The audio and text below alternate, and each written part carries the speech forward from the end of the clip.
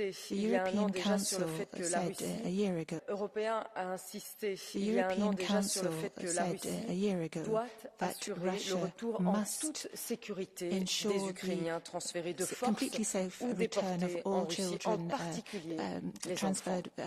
Je peux vous assurer que le Conseil reste fermement engagé dans la lutte contre l'impunité pour les crimes internationaux commis dans le cadre de la guerre d'agression contre l'Ukraine, y compris bien entendu les crimes commis vis-à-vis des personnes particulièrement vulnérables que sont les enfants.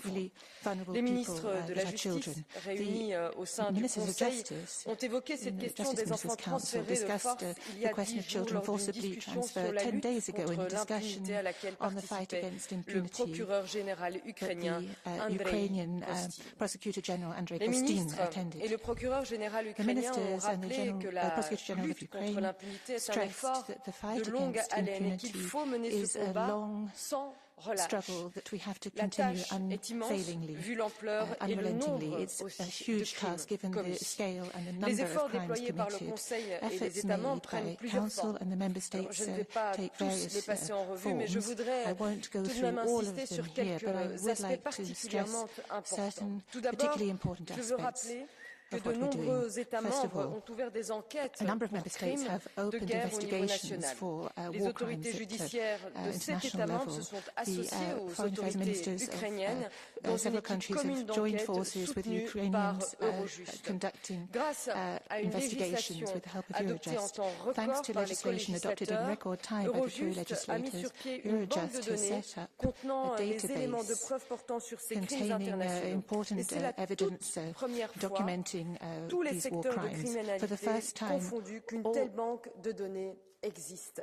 Eurojust héberge aussi le Centre international pour la poursuite du crime d'agression contre l'Ukraine, qui est également unique en son genre. Les États membres apportent également du soutien à l'Ukraine et à la Cour pénale internationale pour leur permettre de continuer leurs efforts, que ce soit au niveau financier ou leur expertise, par exemple, médico-légale. C'est durant la discussion au Conseil, il y a 10 jours, que le procureur général ukrainien et les ministres de la Justice des États membres ont appris la délivrance par la Cour pénale internationale de 2 nouveaux mandats d'arrêt, cette fois en lien avec les frappes de missiles par les forces russes. Ces 2 mandats d'arrêt s'ajoutent à ceux émis il y a un an à l'encontre du président Vladimir Poutine et de la commissaire russe aux droits de l'enfant qui porte spécifiquement sur la déportation et les transferts d'enfants. Après une phase où il fallait créer de nouveaux outils et des nouvelles structures, ce que nous avons fait ensemble, une grande partie des efforts est maintenant accomplie par les autorités judiciaires nationales et internationales. Le Conseil continuera bien sûr de soutenir les efforts pour lutter contre l'impunité pour les crimes commis en Ukraine. Je vous remercie pour votre attention. Merci beaucoup, Madame la Ministre. Now I would like to give the floor on behalf of the Commission to Vice President Madame Šuica. The floor is yours. Good morning to everybody, dear President, dear friends from Ukraine, dear honourable members, dear Minister. A generation of Ukrainian children has experienced more than a year of fear, loss, tragedy and violence. They had to live life as they know it behind them. Russia's illegal war of aggression against Ukraine is having a devastating effect on all Ukrainians, but especially on children. The European Union is not silent in light of Russia's unlawful deportation or transfer of Ukrainian children. This is a terrible crime, inflicting unimaginable suffering. The perpetrators of these crimes must be held accountable. These children must return to their families and to their communities. To achieve this, the European Union fully supports a number of different initiatives. The European Union participates in the Ukrainian initiative Bring Kids Back to Ukraine, supported by President Zelensky's office. This initiative will unite efforts of the Ukrainian authorities, foreign governments and international organizations and works on returns, on accountability and on prevention. In Kiev, the European Union is part of the group of Friends on Children and Armed Conflict in Ukraine with other foreign missions. The European Union will also continue to support and engage with the UN's Children and Non-Conflict mandate and welcomes Russia being included in the list of shame for the first time this year. We welcome the launch of the International Coalition for the Return of Ukrainian Children on the 3rd of February this year. The European Union will continue to follow the work of the coalition closely and is currently assessing how it can best support the coalition and its activities. The European Union is also fully committed to take all necessary efforts to ensure that those responsible for crime of unlawful deportation or transfer of Ukrainian children are held accountable. 17 member states have so far opened investigations into international crimes committed in Ukraine, and the European Union is supporting these national investigations through strengthening judicial cooperation via Eurojust.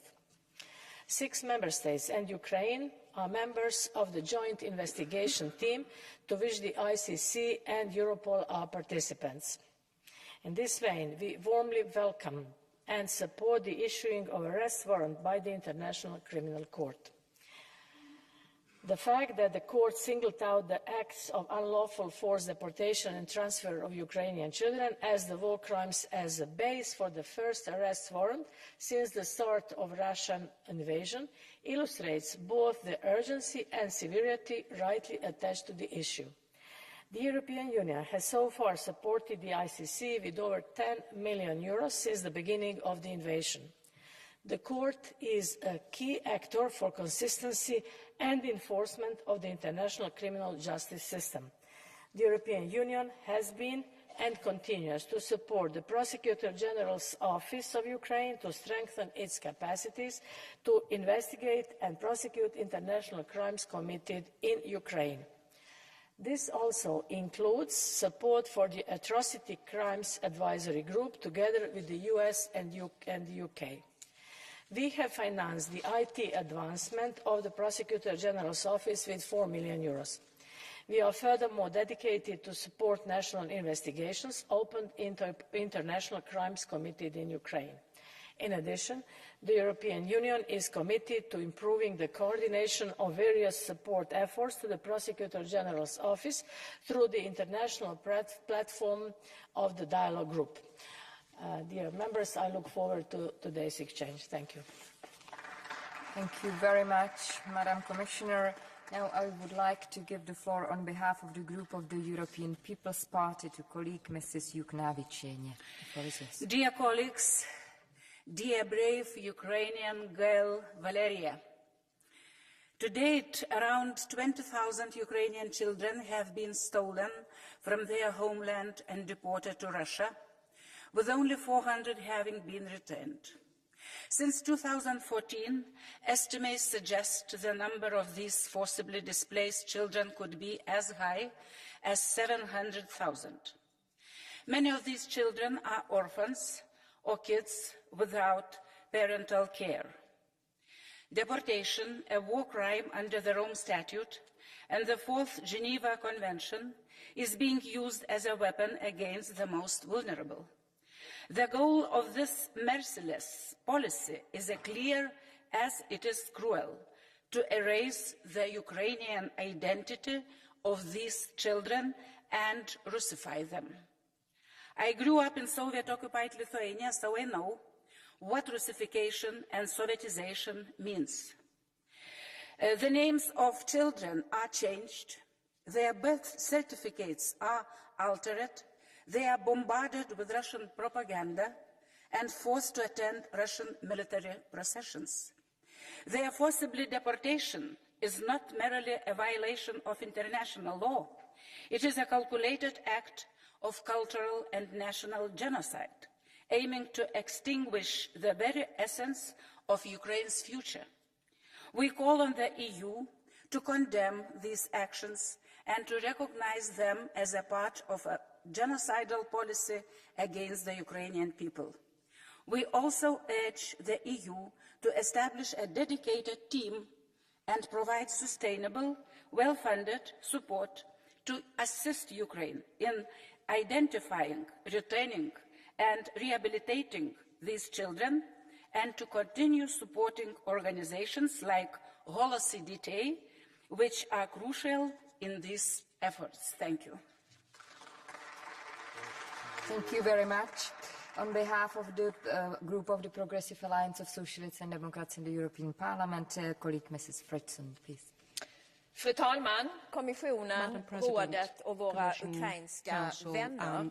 Ja, i krig och konflikt så är det alltid barnen som drabbas hårdast. Barn dödas, skadas, drabbas av brist på mat, vatten och säkra platser. Barn tvingas sluta skolan eller separeras från sina föräldrar. Och barn som tvångsförflyttas till Ryssland är helt oacceptabelt i detta Rysslands folkrättsvidriga, brutala This is a brutal operation on the part of Russia, a war of aggression against Ukraine. Therefore, the regime must be called to account for its actions, and children's rights must be defended. We, in the Socialist and Democrat group, took an initiative, namely for a package to protect children, and the European Union stands behind that package. We're talking about the freedom of children, the freedom of Ukraine, the future of Ukraine, and we're also here talking about our cohesion in Europe. It's also about Sweden's safety and the safety of all our European nations.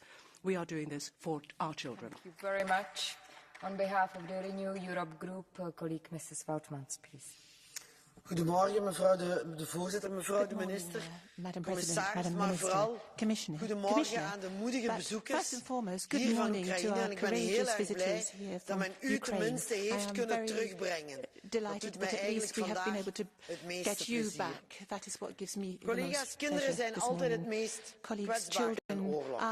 En dat Rusland nu meer dan 20.000 onschuldige kinderen uit Oekraïne heeft gedeporteerd, is walgelijk en to Russia. That is criminal and reprehensible. It's disgusting, and no doubt there are more.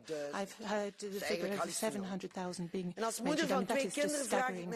As a mother of two, I wonder, what would I do if those were my children, if that were my son or my daughter? Als je dan denkt dat Rusland die kinderen in heropvoedingskampen dwingt, that Russia is forcing those children into re-education camps to Russify them and rob them of their identity. Let's not disguise the truth, colleagues. These are war crimes and they have to be punished. As co-chair of the Intergroup for Children's Rights, there are 2 points I want to stress. As soon as possible, we have to get those children back where they belong, back home with their parents in Ukraine. Secondly, we have to do everything we can to go after those war criminals and punish them. Thank you. On behalf of the group of the Greens European Free Alliance, colleague Mrs. von Kramon-Taubadel, please. Frau Präsidentin, Frau Kommissarin, Vertreter des Rates, Valeria, Natalia, Andrei und Olga. Ilja war erst 9 Jahre alt, als eine russische Granate seine Mutter vor seinen Augen tötete. Ilja selbst wurde schwer am Bein verwundet. Russische Soldaten brachten ihn in ein Krankenhaus, operierten ihn ohne Anästhesie. Seine Ärzte zwangen ihn, Russland und nicht die Ukraine zu loben. Sascha, 11, flehte die russischen Soldaten an, ihn nicht von seiner Mutter zu trennen, vergeblich. Sascha wurde in ein Filtrationslager gezwungen, seine ukrainische Identität auszulöschen. Kira, 14, versteckte sich in unterirdischen Bunkern, bevor sie von russischen Soldaten gefangen genommen wurde, gezwungen wurde, in einem russischen Haushalt zu leben. Ilja, Sascha und Kira können sich eigentlich glücklich schätzen. Ihr Schicksal wurde bekannt. Sie konnten gerettet werden.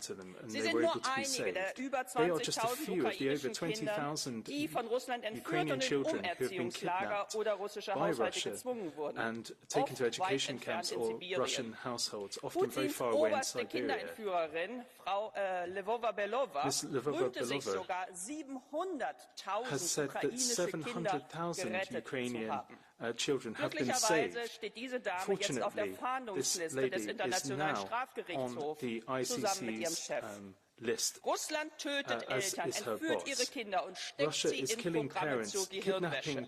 Der teuflische Plan besteht darin, die ukrainische Identität zu vernichten und die Zukunft der Ukraine zu zerstören. Und genau das ist die Definition von Völkermord im Wörterbuch. An der Seite der Ukraine zu stehen, bedeutet an der Seite der zahllosen Kinder zu stehen, die eine Chance verdienen, ihre Familien zu sehen und eine Chance, Ukrainerinnen und Ukrainer zu bleiben. Need our help and need our help to remain Ukrainian. On behalf of the European Conservatives and Reformist Group, colleague Mrs. Wisniewska, please. Pani Przewodnicząca, Szanowni Państwo, drodzy przedstawiciele ukraińskiego narodu, pochylamy się dziś nad tragedią tysięcy ukraińskich dzieci. Today we are speaking about the tragedy that is affecting thousands of Ukrainian children, children who were taken away from their families by violent means and sent to Russia. This act has been a systematic act and it's been happening on a large scale. Russia is doing whatever it can to cut off the ties between these children and their homeland. They're told lies about the situation in Ukraine. Adoptions are organised, unlawful adoptions, their birth certificates are forged, and their Ukrainian identity is simply being erased. So this deportation of Ukrainian children is a weapon of war for Russia. It is genocide. It is one of the most awful crimes committed by the Putin regime. We must respond. The ICC has issued arrest warrants against Vladimir Putin and the Russian Children's Rights Commissioner, in particular for the role that she played in connection with these deportations. But the whole Putin regime should be held to account for these actions and for these crimes. That is why we should be imposing an embargo against Russian food in order to make sure that this kind of income cannot be used by the country in order to fund these activities. We must act in solidarity to put an end to this nightmare, to defend the children of Ukraine. The international community must call out this crime. And I very much hope that we will be able to take all necessary sanctions against Russia. We need specific actions today. Thank you very much. On behalf of the Identity and Democracy Group, Mr. Madison, please. Thank you, Madam President, dear colleagues, and dear our Ukrainian friends in the chamber who are visiting us here. First of all, we are very, very sorry for all Ukrainian children and families who have lost their kids for the Russians and who are kidnapped or forcibly deported to Russia. I would like to mention, because I have a few minutes here left, to mention some kind of statements of the Russian propaganda, what we have heard for the last 2 years. And I'm afraid that there are very many people in Europe and very few people in this chamber who also are believing this kind of propaganda. You have heard probably in the TV channels or in the social media that the Russians are actually protecting those kids because they are taking them away from the war zone and keeping them alive and safe on the Russian side. And that's why they're like the real heroes and saviors, and we should be very thankful for the Russians that they are taking those kids from the Ukrainian side to the Russian side. But the problem with the Russian propaganda is that there are normally 5% something truth, and 95% of this is absolutely false, as a fake news. And it's also one of the fake news. So it means that for the Russian propaganda is that you are attacking the neighborhood country, you are killing them, you're trying to occupy them, or you try to force them to do whatever you want they have to do. And then you say that, okay, but I will take those kids, thousands of kids on the Russian side, because we are the saviors. So we are the good guys actually here. So, and there are people who are really believing these kind of things. The second thing about the mentality of Russia, and it's nothing new, that they are deporting the people. So I think if somebody is surprised, in this house, because we should have one of the highest knowledge of the information above the Europeans. There's nothing new of the Russians that they are deporting the people on the Russian side. That's the old tactic. I would like to remind you, in about 10 days, there is an anniversary of the mass deportation from the Baltic countries. It will be 75 years when almost 100,000 people were forcibly deported to Siberia, to Russia, and very many of them died there. And the Russian propaganda they're still saying today that actually it didn't happen. And if it happened, actually they were the bad people. They were the capitalists who are too rich and they're taking money away from the poor people. But the fact is that 80% of them were kids and women. So I really don't believe that the kids and women are really the capitalists who are the labor people are forcing to the job. So it's an old tactic for the lying and using the propaganda. And the problem, of course, here is now that we are doing too less and too late. I was listening very carefully also to Madame from the Council, and it's very beautiful and nice that we are opening all investigations. Yes, we are putting the legal procedures forward. It's great. Yesterday, I hope that you have watched this already. Yesterday I was watching again the best documentary movie this year, 20 Days in Mariupol. I don't know how many of you have seen this. If you haven't seen this, you have to watch this. You have to watch this. And the problem is that all the world is seeing, they're killing the small kids. They're destroying the city. We're watching on the news, and then we're saying that, yes, but we have to open an investigation, by the way. We have to take legal steps. The problem is that we are taking too little steps to give the military aid to win the war, to really push back those Russians who are the real guilty and who are doing this kind of war crimes. That's the only solution to end this war and help kids. Thank you so much. Thank you very much. Next speaker, Mr. De Graaf. Please.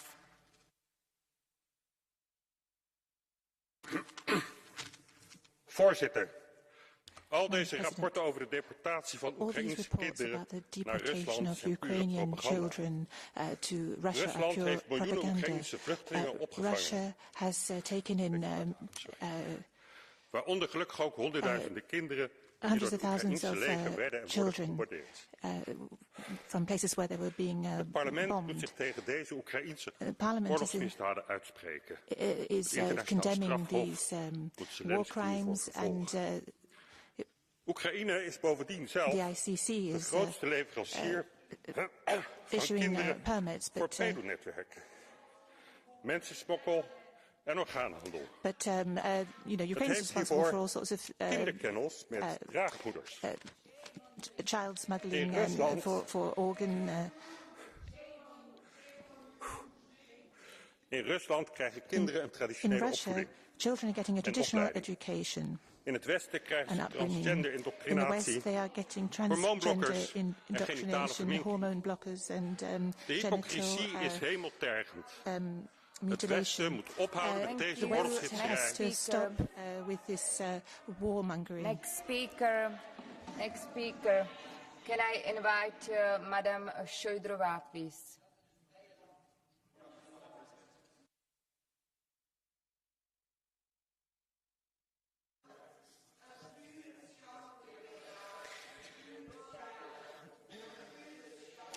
Hello, dear President, dear colleagues. This discussion is because we want to stop the spread this misinformation.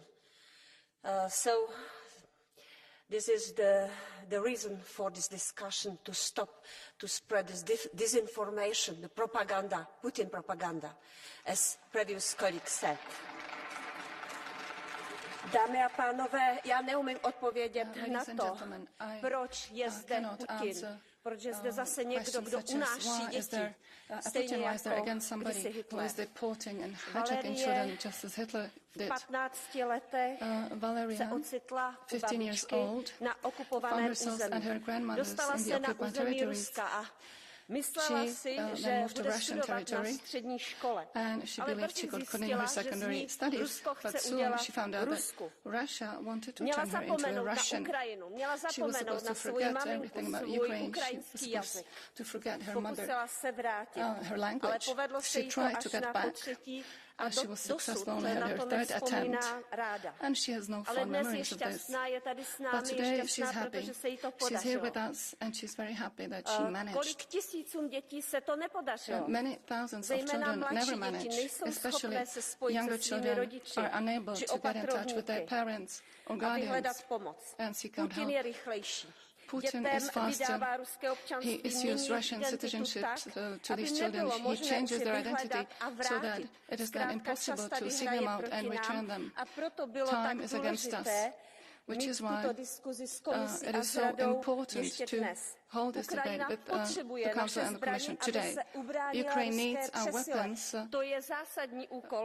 facing outnumbering by Russia. And this is a key task for today, but we must not forget about the Ukrainian children. This is our future. The European Parliament has been called for help to deport children already back in September 2022. Back then we also called on the International Red Cross Committee to use their remit. Russia for 2 years has been preventing the International Red Cross Committee from fulfilling their mission. The international public needs to know this. Ladies and gentlemen, thank you for your collaboration, for the fact that the voice of the European Parliament is being heard. We need to join our forces with the Commission, with the Council and the Ukrainian government. Slava Ukraini. The truth and love will prevail. Next speaker, Mrs. Valmini, please. Yeah. Thank you, President, but I have to say what has happened some seconds ago with MEP Marcel de Graaf is a very, very serious issue. We cannot tolerate Russian propaganda in this House. We cannot tolerate pro-Putin fake propaganda in the House of Democracy. We cannot tolerate the violation of the truth. We are fighting, and all the Parliament is united to defend democracy against tyranny, against authoritarian regimes. So please don't come in this House to tell lies in front of these girls, please. So, and we have to condemn this. So, care ragazze, I'm sorry for what has happened. I shift to Italian. La ferocia di un tiranno si misura col comportamento, col comportamento verso le persone più fragili, i bambini prima di tutto, rubati ai genitori dall'Ucraina, strappati con la forza nei convitti, deportati in campi di rieducazione, costretti a diventare cittadini russi. Siamo arrivati alla cancellazione dell'identità ucraina, all'annientamento della cultura, delle origini, della propria storia, delle proprie radici. E questa è la forma più odiosa di totalitarismo. 20.000 deportati da Mosca in Russia e in Bielorussia. È imperativo che condanniamo chi commette questi crimini di guerra. Ripetiamolo, è Vladimir Putin il responsabile. Ripetiamolo, è Vladimir Putin. Deve andare di fronte alla Corte Penale Internazionale. L'indottrinamento, il lavaggio del cervello, la propaganda finta sono le armi delle dittature e delle mire imperialiste di Putin. L'Europa alzi la propria voce, ma la dittatura non vincerà contro la democrazia. L'autoritarismo brutale non vincerà contro la libertà e noi siamo qua con voi. Slava Ukraina. Slava Ukraina. Thank you. Thank you very much. Next speaker, colleague Mrs. Renzema, please.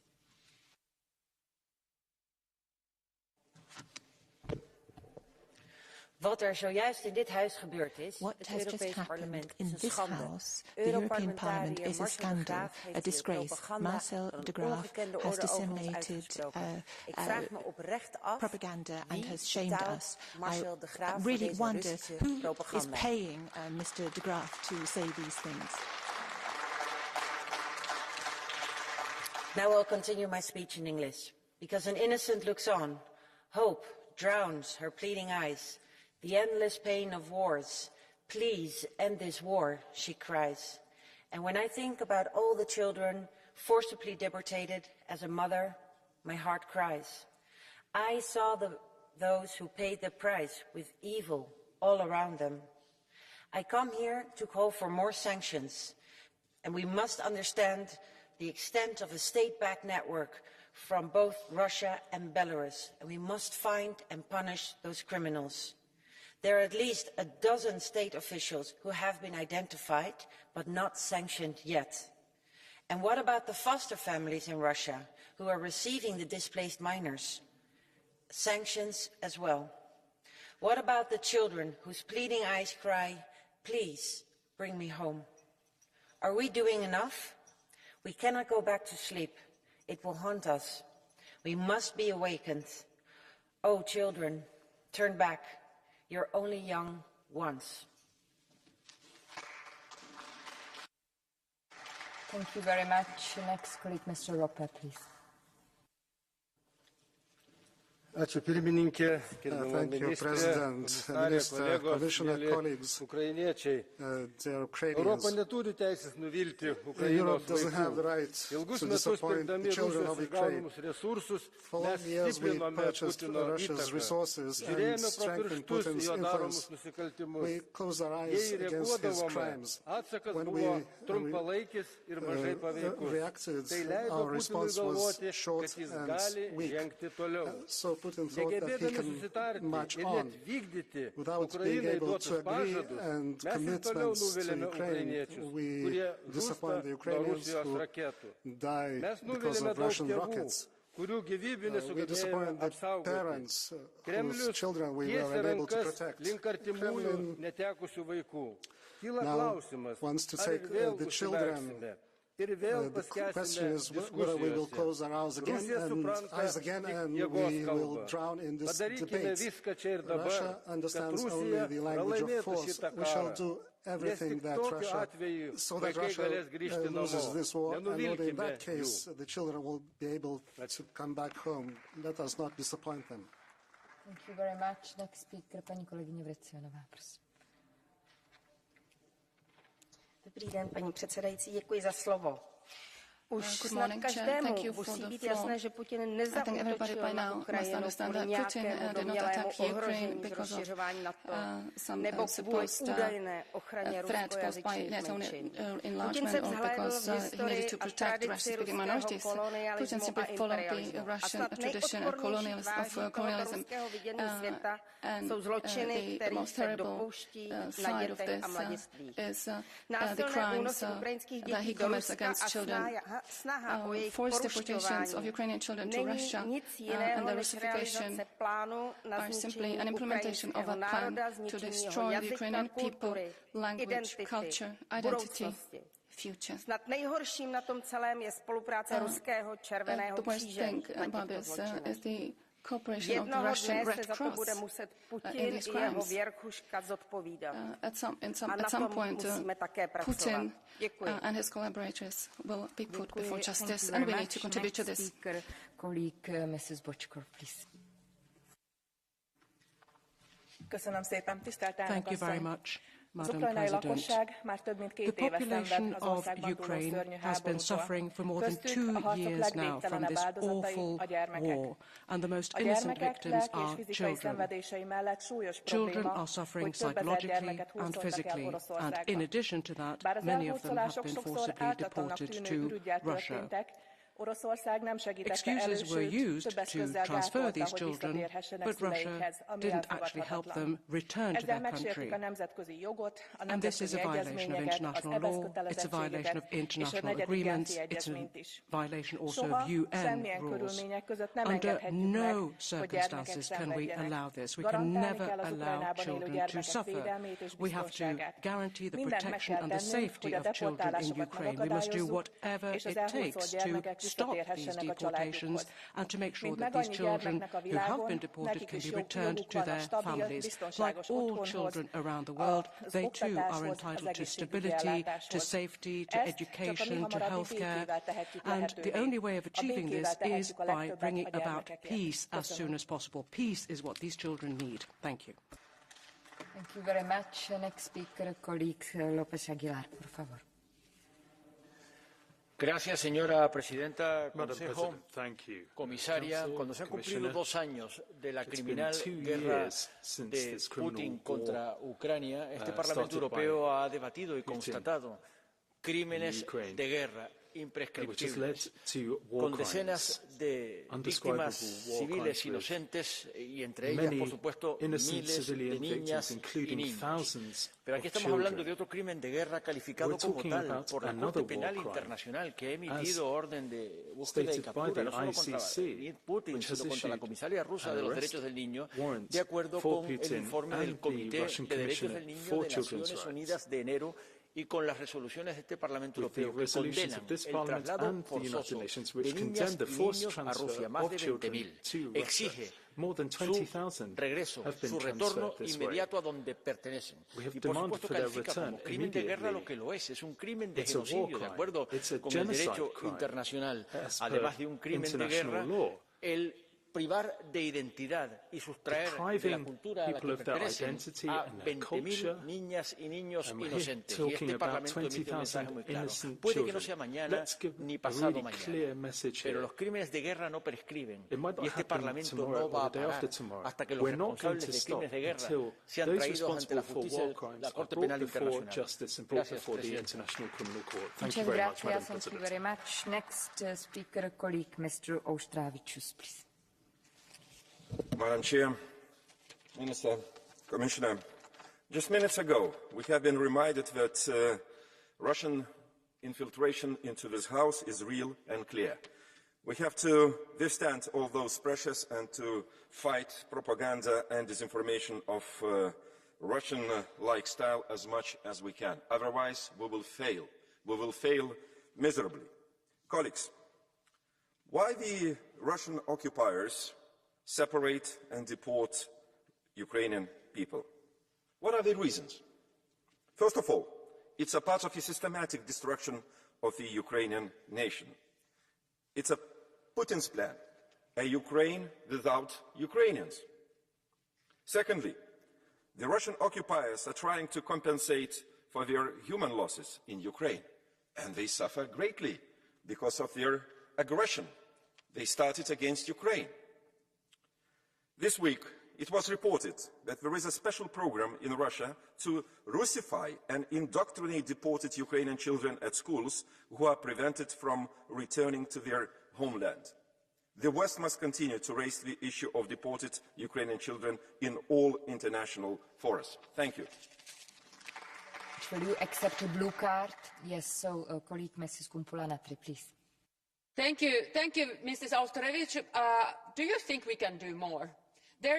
I'm now chairing in the INTA committee the Russian monitoring group on the sanctions, and I know how difficult it has been between the member states to agree. But also there is good news that there is a long list, 700 pages, of individuals, and also individuals who are in charge of doing this, initiated Russification, are taking care of the PR campaign in Russia, which somebody even reads here.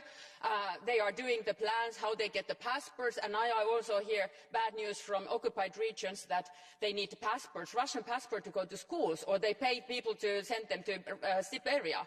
What can we do more than say to our own national governments that do more? Do you have ideas? For your question. We not only can, we must do much more. And we have to oppose Putin's regime by all means.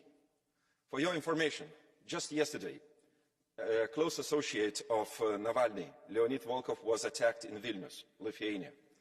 I mean, they have long hands. They try to impose atmosphere of fear, uncertainty, to shaken us, to make us not moving, not being united. This Sunday will be a sham elections in Russia. Let's call these elections illegitimate. Let's not recognize those results. And we will start from very beginning, opposing the regime from very painful place we have. So let's be united and let's not be afraid of making clear and sound decisions. Thank you. Thank you very much. Thank you very much. Now I have two speakers on my HDI list, so I would like to give the floor first to Mrs. Glavak. Please, the floor is yours.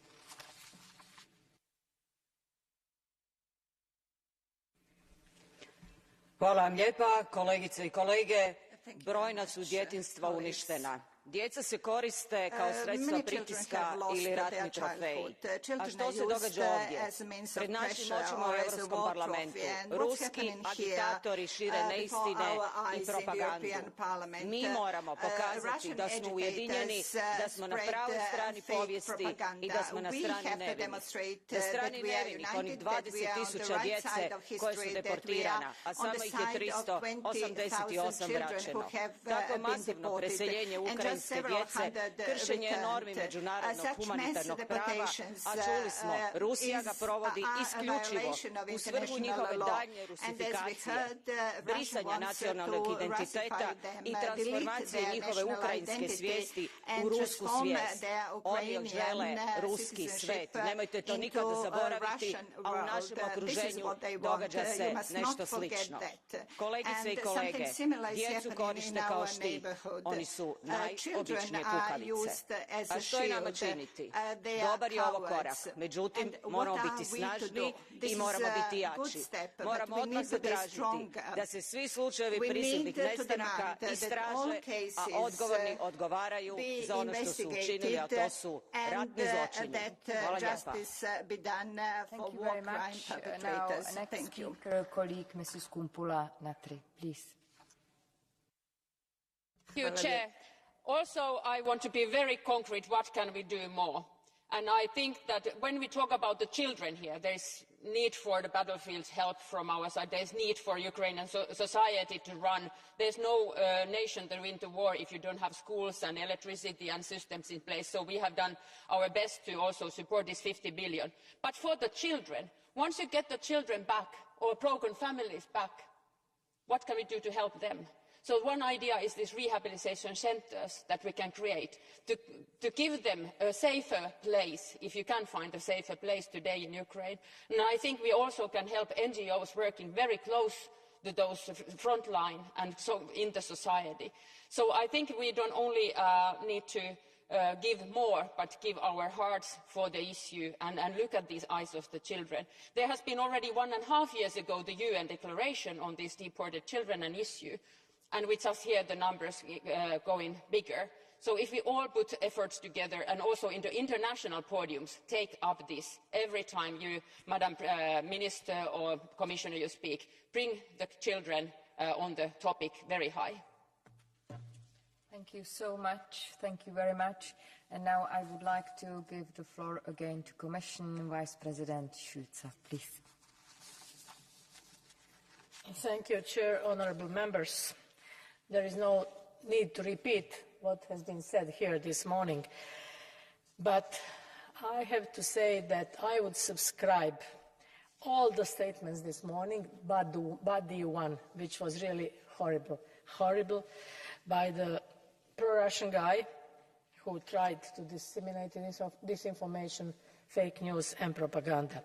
To hear this, it was disgusting. The Commission is committed to continue supporting the work of International Centre for the Prosecution of the Crime of Aggression against Ukraine via Eurojust.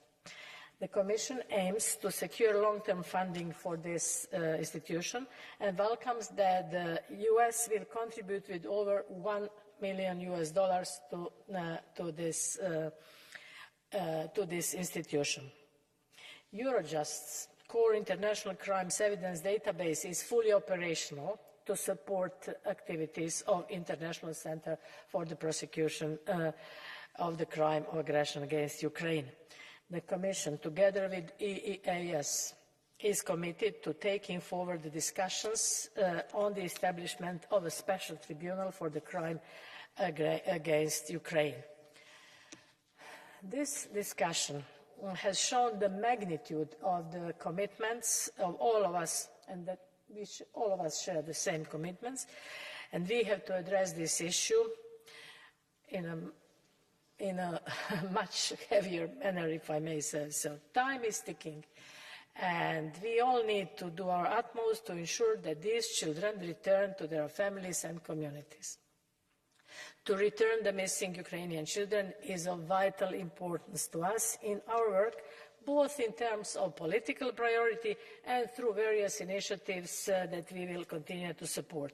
We must help millions of Ukrainian children overcome the terrible trauma that has been inflicted on them, to enable them to regain a sense of normality and to regain their childhood in the end. Every child matters, and every Ukrainian child represents Ukrainian future. This is a sentence which I will repeat. Ukraine cannot be rebuilt without its children. In this vein, we must ensure that Ukrainian reconstruction and reconstruction efforts and national reform processes mainstream children's rights and needs throughout. This is something which I'm also in charge of in my demography portfolio. Investing in children is an investment in Ukrainians' future, in Europe's future, and in a safer world. So it is investment in humanity. To conclude, once again, Russia must be held accountable for these horrible acts. The European Union is taking action. Sanctions have been imposed on 39 individuals for the deportations and for this forced transport of Ukrainian children. we keep drawing attention to these horrible acts, also in the international fora, which is also important. And as I already said in my introductory statement, we cooperate under Bring Kids Back to UA. So together we can do more, and we are trying to do our best. Thank you very much. Very much. Thank you very much. Now I would like to give the floor on behalf of the Council for the final remark to Madam Minister Labi, please.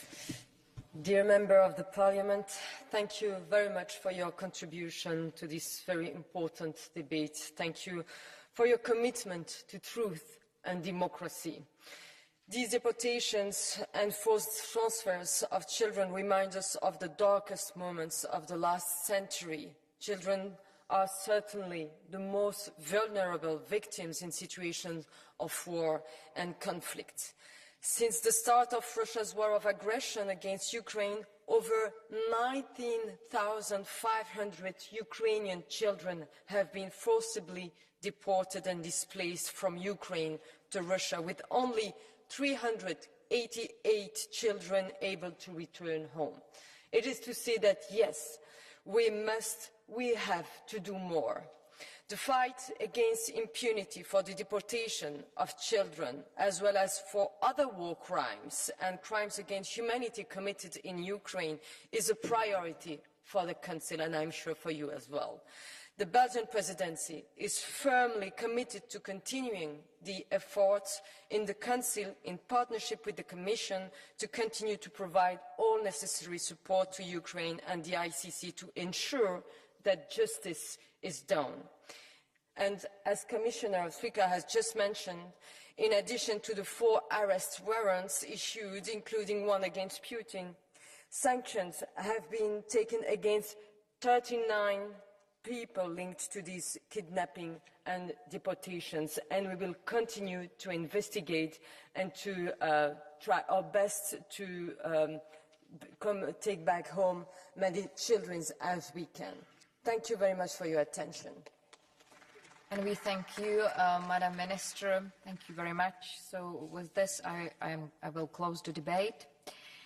We will move to the next item on the agenda, Commission Statement, Creation of a European Initiative for an Annual Designation of European Capitals for Children.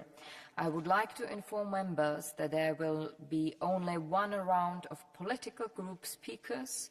Therefore, no KHDI procedure and no blue card will be accepted. And I would like to give the floor again to Commissioner Vice President Šuica, please. Thank you, Chair. Honourable members, I want to thank you for presenting this initiative. Working on democracy and demography, we have the word demos, meaning people. Our work in the European Commission also signifies taking into account the views of all generations in our democracy. When it comes to children, I want to make the point that they are our agents of change. Throughout my mandate, children have made it clear to me that they are engaged citizens and eager to participate in their democracy. Equally, making children's rights a reality in all dimensions must take place at all levels of governance. This includes the local level, the cities, the regions. This is where we can see how we can make a difference in children's daily lives. The European Union continues to put children's rights at the heart of its efforts. Just 3 years after its adoption, the Commission has delivered on the commitments to turn the strategy on the rights of the child into action. It is about empowering local and regional actors to cover all dimensions of children's rights, everything from health and social inclusion to services and protection against violence. I would like to single out one key issue that we have collectively tried to address together throughout this mandate, and it is child poverty. In the European Union, 1 in 5 children is affected by poverty and socio-economic exclusion. Many of these children live in cities. It's not only in rural areas. When it comes to the implementation of the European Child Guarantee, our key instrument to tackle child poverty, cities play a crucial role in delivery of services such as early childhood education and care education, including school-based activities and healthy lunches, and also housing, which is a key problem in Europe nowadays. So it is essential to continue investing in children. It is essential to fully implement the European Child Guarantee, also in the next mandate. Child poverty in the European Union must be eradicated once and for all. Cities are key actors in democracy. The participation of children in political and democratic life is a right. It is also a necessity to make our democracies more resilient from within. It's not only from outside. So children want and they have the rights to be included in developing solutions to their problems. They want to be involved in decisions at home, at school, in their cities, regions, countries, but also at the European level. That is why we have launched the European Union Children's Participation Platform, together with children, civil society organizations and the European Parliament. I also want to thank Intergroup for Children, because we really cooperate very good. This is very good collaboration. We therefore learned about your initiative to establish European Capital for Children with Interest. In this vein, we also need to recall that any initiative involving children needs to be comprehensive. As you are probably aware, similar ideas have been developed at the European Union level. For example, the very successful European Capital of Culture, European Capital of Democracy. The European Capitals of Inclusion and Diversity Award also recognizes the role that cities and local authorities play in fostering diversity and inclusion.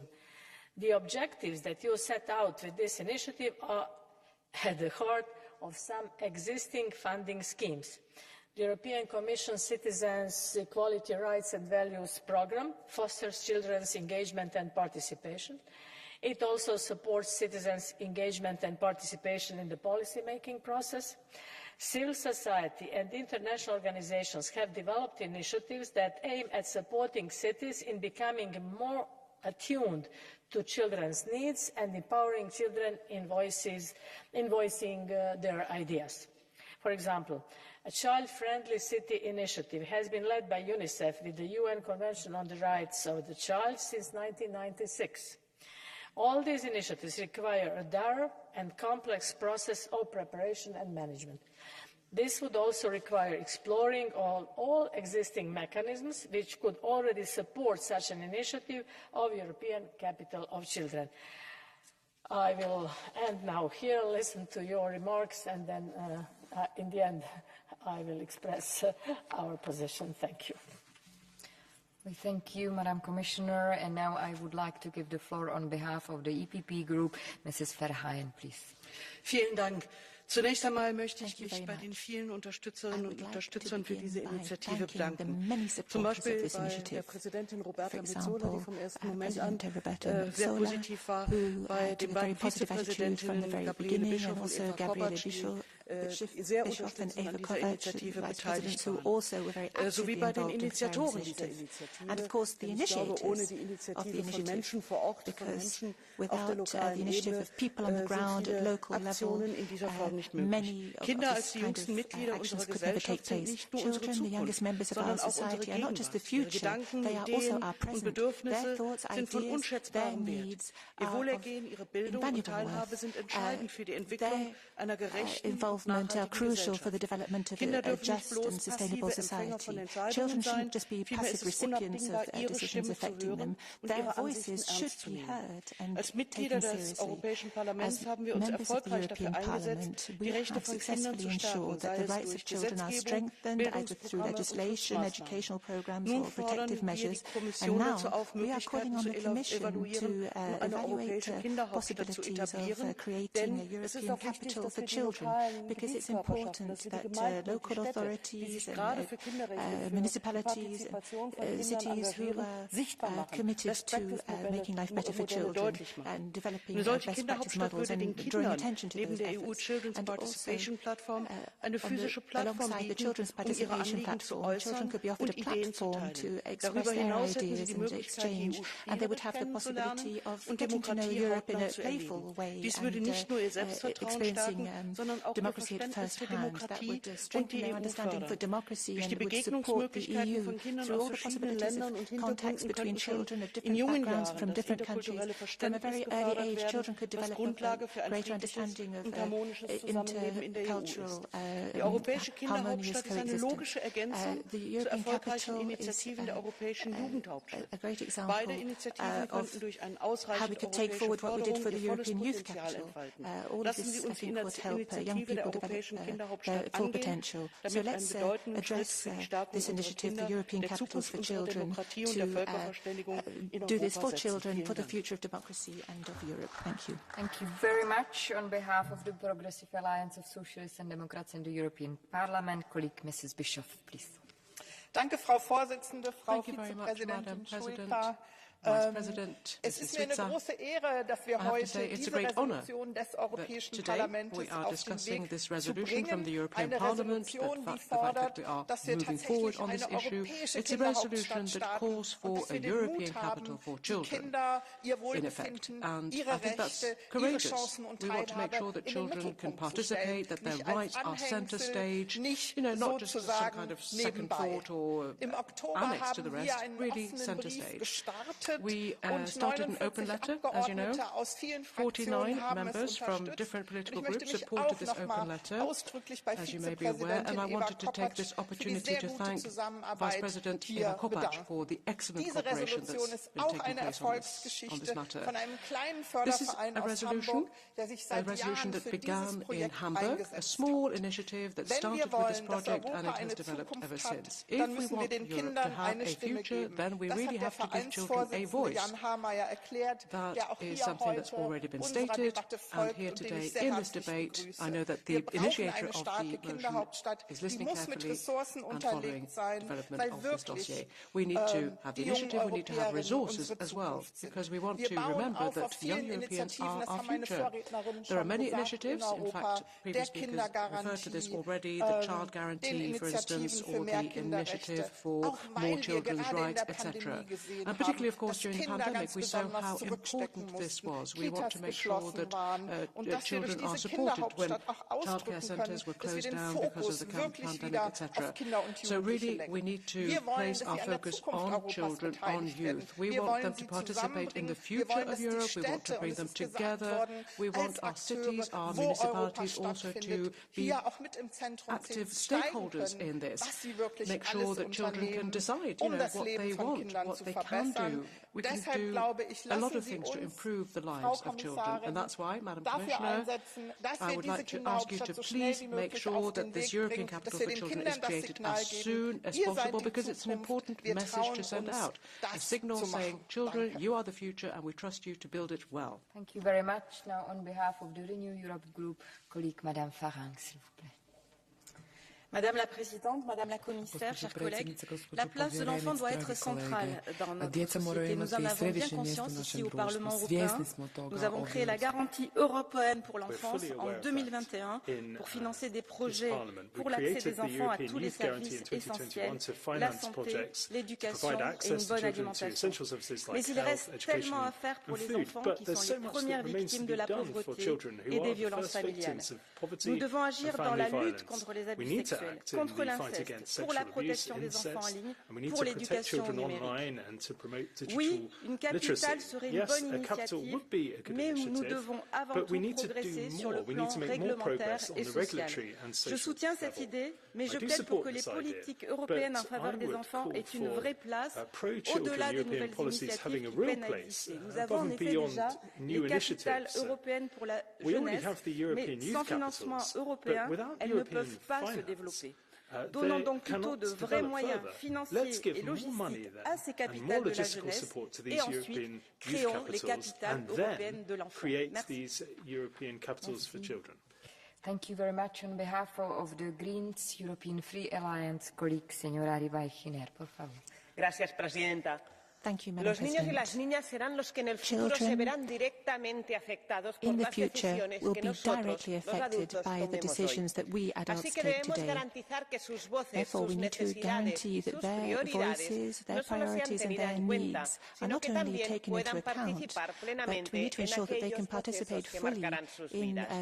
Y esto, además, debe hacerse en coordinación y cooperación con las autoridades locales, los Estados miembros y organizaciones de la sociedad civil civil society organizations directed by children or working with children should be involved in this process.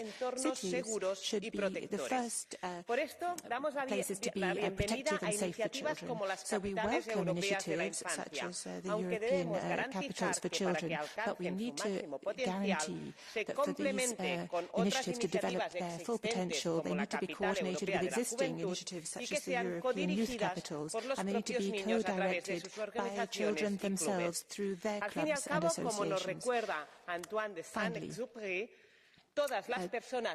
as Saint-Exupéry said, all adults were children once, even though few of them remember that. Thank you. Yes, now on behalf of the European Conservatives and Reformist Group, Mr. Slavakov, please. Благодаря, госпожо председател. Аз знам какво ще донесе тази инициатива и какво се случва в тези столици. Това вече е правилно в България. Казва се Асамблея Знаме на мира. Там събира от цял свят.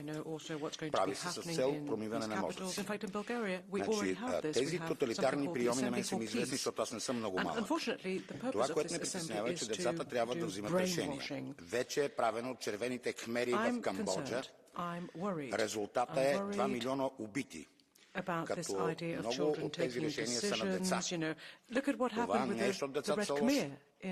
Това е, защото те са много емоционални и все още нямат изградена ценностна система. А тя се гради в семейството. И освен това, какво означава децата да се образоват като европейски граждани? Те са първо граждани на собствените си държави, после са европейски граждани, жители на земята и обитатели на слънчевата система. В крайна сметка, столицата на децата ще бъде поредното безсмислено прахосване на пари и то най-вече за сметка на държавите. Благодаря. Of the world, of planet. It seems to me that this initiative is a waste of money. Left group, Mrs. Pereira, please. Obrigada, Presidente. À designação anual das capitais europeias da criança deveriam corresponder medidas concretas que fizessem cumprir o objetivo de erradicar a pobreza e exclusão social infantil, criando condições de igualdade de oportunidades para que todas as crianças possam ter um desenvolvimento integral, equilibrado e saudável. De outra forma, como tantas outras iniciativas, propagam-se objetivos sem que corresponda à ação necessária para os concretizar. Às crianças deve ser garantido o direito a brincar no local onde vivem e sem medo de desfrutar da natureza e espaços verdes, de equipamentos que fomentem a prática desportiva, a criação e fruição cultural, sem discriminações e violência. As cidades, vilas e aldeias, os territórios devem promover equipamentos adequados que garantam estes direitos e uma oferta alargada de transportes públicos de qualidade que possibilite a mobilidade para usufruir. Esta iniciativa não elude o problema real. Uma em cada 4 crianças na União Europeia são afetadas pela pobreza e exclusão social. Este é também o resultado das políticas da UE de empobrecimento, ao mesmo tempo que caucionam os lucros crescentes dos grandes grupos económicos. Exigem-se respostas que assentem em 3 eixos fundamentais: a garantia da salvaguarda dos direitos próprios das crianças, direitos sociais e laborais para os pais ou cuidadores e serviços públicos universais, gratuitos e de qualidade. Num relatório recente do qual fui relatora, elencaram-se propostas que falta concretizar. O aumento da oferta pública e universal de serviços de creches e educação pré-escolar.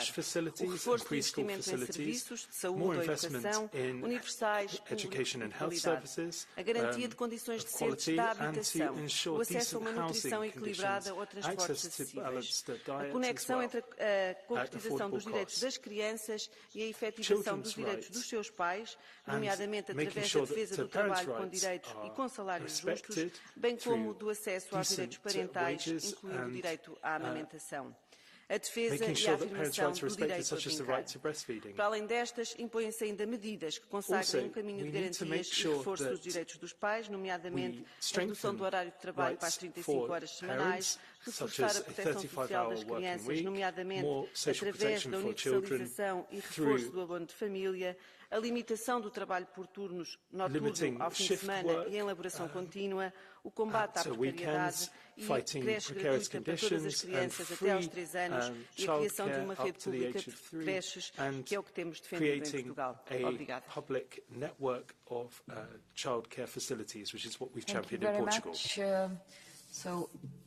It ends the debate, and now I would like to give the floor back to Commission Vice President Šuica, please. Thank you, Chair. Thank you, dear honourable members. I have listened attentively to your remarks, and thank you for your visions and for your proposal.